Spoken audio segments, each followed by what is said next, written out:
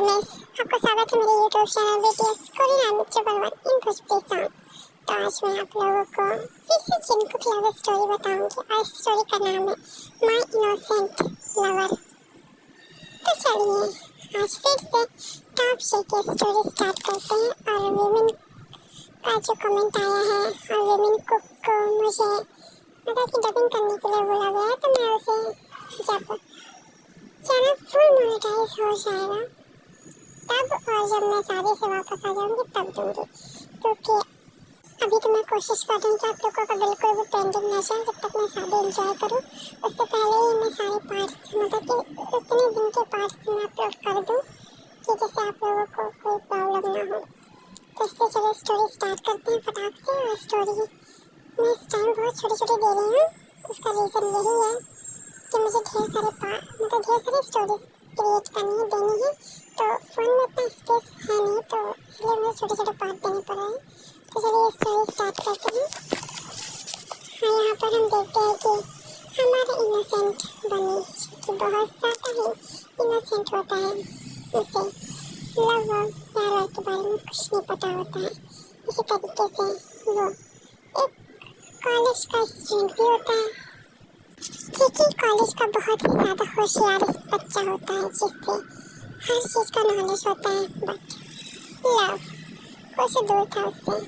इसी तरीके से जेके बहुत ही प्यार से अपने स्टडी को प्यार करता था। स्टडी से इतनी ज़्यादा अच्छी लगती थी कि उससे वो सब कुछ मान बैठा था। जेके इतना ज़्यादा हॉट होता है, इतना ज़्यादा सेक्सी होता है, उसे लड़कियां देखें तो क्रेजी हो जाएं। बट जेके उसे क्या ही फर्क पड़ता है किसी लड़की से। ऐसे ही जेके इस स्टडी में फोकस कर रहा था। शिमिन क्योंकि उसके सामने वाले सीट पर बैठी होती है, हमारी शिमिन थोड़ी नहीं बहुत ज़्यादा नोटी होती है। वो जेके का ध्यान भटकाने के लिए उसकी सीट के आगे बैठ जाती है, फेस जेके की तरफ करके बैठती है। जेके की तरफ फेस जब करके बैठती है ना, तो वो थोड़ा सा झुक जाती है जिससे उसकी चेस्ट दिख सके।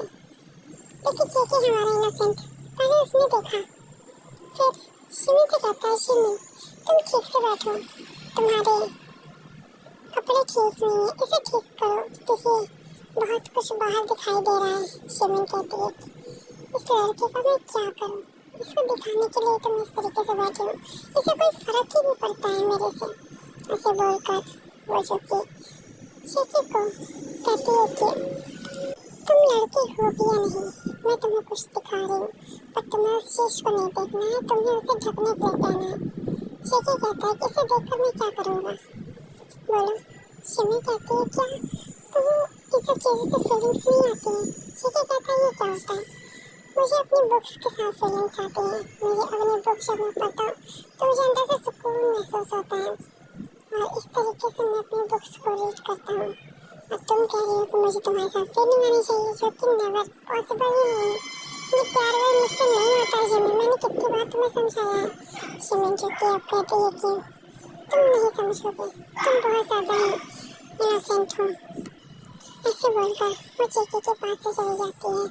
यहाँ जेके को देखते जो कि अपने सिर का पसीना साफ करता है। ऐसा नहीं है कि जेके शिमिन को पसंद नहीं करता था, लेकिन वो स्टडी करता है, उसे सब चीज़ें नहीं पसंद है, और वो शिमिन को देखकर हॉट फील कर रहा था। इसी वजह से उसने उसे ढकने को बोला था।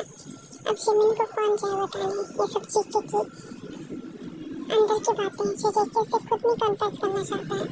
शिमिन जेके गुस्से में अब वहाँ से उठकर गार्डन में चले जाते हैं। गार्डन में जाकर उसे खूब ज़्यादा रोना आ रहा था, बट वो रोती नहीं है, वो एक गाना गाती है जो कि जेके पे सूट करता है। और गाना ये होता है, इस दीवानी लड़के को कोई समझाए, प्यार मोहब्बत से न जाने क्यों ये घबरा है लड़का, फिर भी क्यों पास में इसके जाऊं, फिर भी क्यों घबराए, घबराए इस दीवाने लड़के को कोई समझाए, प्यार मोहब्बत से न जाने क्यों ये घबराए, ये लड़का है फिर भी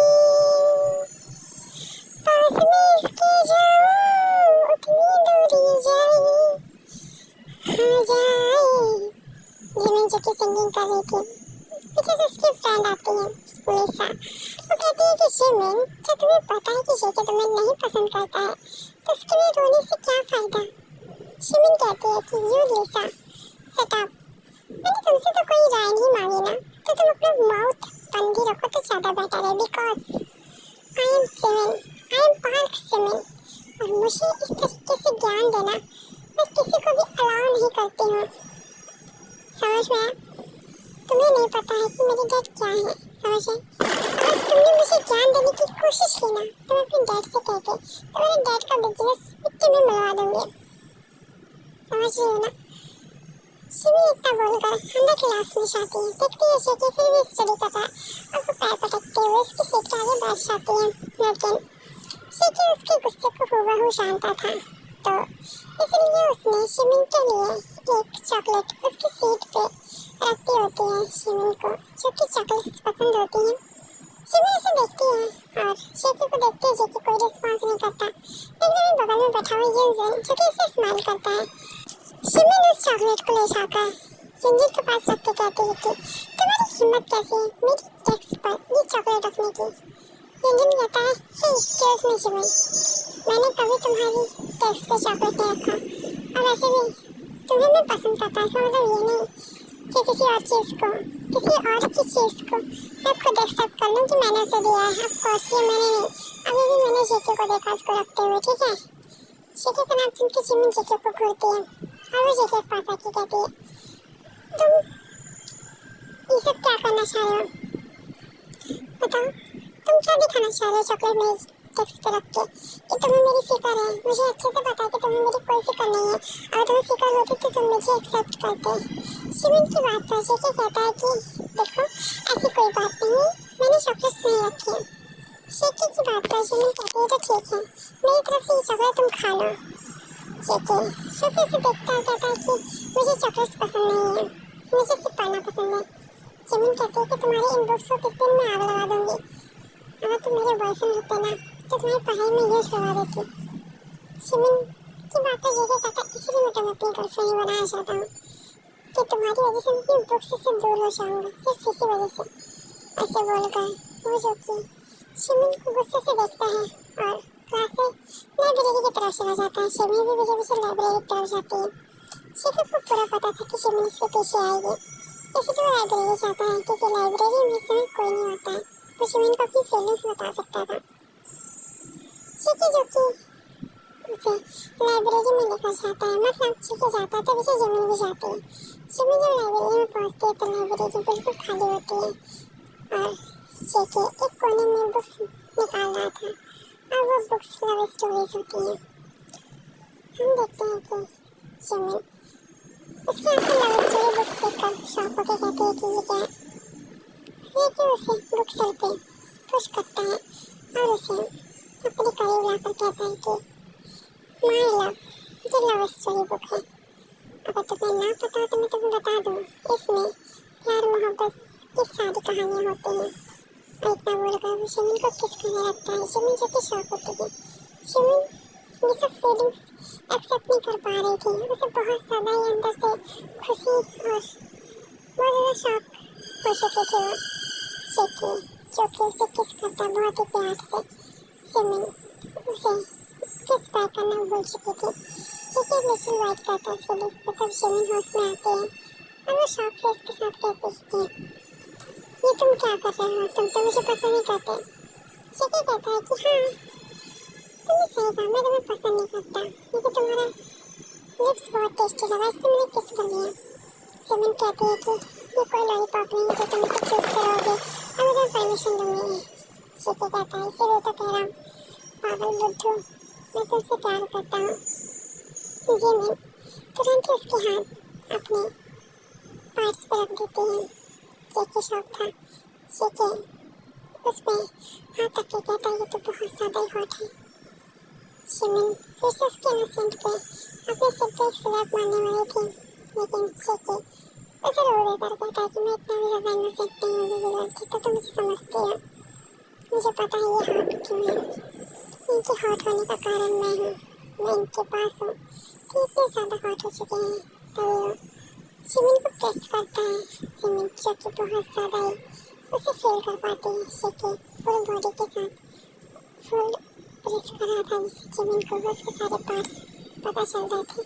शेकी एक बहुत ज़्यादा ही हॉट बंदा होता है, उसके पास बॉडी सॉडी होती है, तो जैसे ही सिमिन से टच होती है तो उसके सारे एब्स उसे फील होते हैं और वो बहुत ज़्यादा शाई फील करती है।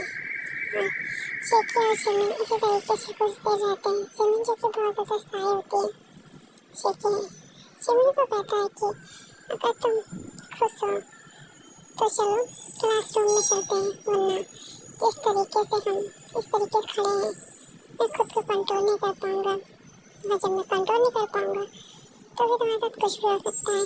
सिमिन उसे परमिशन देती है, कहती है तुम मेरे साथ कुछ भी कर सकते हो। शेकी साफ मना कर देता, कहता नहीं, शादी के बाद जो होगा होगा, क्योंकि मैं नहीं चाहता कि मैं किसी का फ़ायदा उठाऊँ। इसी तरीके से वो शौकी सिमिन को बहुत ज़्यादा प्यार से क्लासरूम में लेकर जाता है। सिमिन जैसे क्लास में जाती है वो शायद ही अपना फेस को हाइड करके बैठ जाती है। उसकी फ्रेंड्स उससे पूछती है कि क्या हुआ सिमिन, तो इतना शाय फील कर रही है और तो इतना ज़्यादा खुश क्यों है। तभी सिमिन कहती है कि कुछ नहीं, वैसे ही टाइम स्किप होता है। शेकी सिमिन के घर जाता है और तो उसके घर जाने के बाद सभी उसे एक्सेप्ट कर लेते हैं। ऐसे जिनको की शादी भी हो जाती है। सिमिन और शेकी बहुत ज़्यादा ही प्यार से एक दूसरे के साथ टाइम स्पेंड करते हैं, एक दूसरे को किस करते हुए रूम में एंटर करते हैं, क्योंकि उन लोगों का मेंशन एक अलग मेंशन होता है, वहाँ पर कोई नहीं होता है। तो शेकी गेट के अंदर जाने से पहले उसे किस करता है, उसके साथ किस करते करते उसे अपने बेडरूम में लेकर जाता है। बेडरूम में जाने के बाद शेकी उसे अपने बेड पर लेकर जाता है और बहुत ही प्यार से उसे रिलीज करता है और खुद जो कि सिमिन के साथ अपने कपड़े भी रिमूव करता है। इसी तरीके से दोनों इंटीमेट हो जाते हैं। शेकी जब खुद को एंटर करता है तो सिमिन को पेन होता है। ऐसे ही एक राउंड के बाद शेकी खुद को रिलीज करता है सिमिन के अंदर। सिमिन खुद को फुल फील करती है और बहुत ज़्यादा ही वार्म फील कर रही थी सिमिन, जो कि अब शेकी को देखते ही शेकी जो कि रुकना नहीं चाहता था, सिमिन उसे रोकना चाहते थे, लेकिन अब रुकने से कोई फायदा नहीं था। इसलिए शेकी को सिमिन बिल्कुल नहीं मना करती। इसी तरीके से फिर से shaky second round, third round, fourth round ऐसे राउंड पर राउंड लेते हैं और सिमिन जो कि थक कर सो जाती है। शेकी फिर भी सेटिस्फाइड नहीं होता तो फिर भी राउंड लेते हैं। सिमिन बहुत ज़्यादा ही थक चुकी थी। शेकी भी थक जाता है और सो जाता है। ऐसे ही नेक्स्ट डे सिमिन तो उठने की हालत में नहीं होती है और इसी तरीके से बहुत ज़्यादा प्यार से उसे क्लीन करके उसे सुला देता है। सिमिन फुल डे सोती रहती है। नाइट में शेकी के साथ फिर से रोमांस होता है और इसी तरीके से मेरी स्टोरी एंड होती है। और आप लोग कमेंट करके बताइए स्टोरी कैसी लगी है और ज़्यादा से ज़्यादा स्टोरी को शेयर कीजिए और ज़्यादा से ज़्यादा व्यूज़ दीजिए आदमी। और हाँ, आप लोग ने जिस तरीके की स्टोरी मांगी मैंने उस तरीके से दी है, तो आप लोग प्लीज़ कोऑपरेट कीजिएगा। लव यू आदमी, सरांगे। और सबसे इम्पोर्टेंट बात, आप लोग कमेंट कीजिए स्टोरी, लेकिन आप लोग ये ज़रूर बताइएगा कि आप लोगों को मेरी स्टोरी कितनी ज़्यादा पसंद है। उस हिसाब से मुझे और ज़्यादा ही क्रिएटिव आइडियाज़ मिलेंगे जिससे मैं और अच्छी अच्छी स्टोरी क्रिएट करूँगी और आप लोगों को बताऊँगी। सरांगे, लव यू सो मच।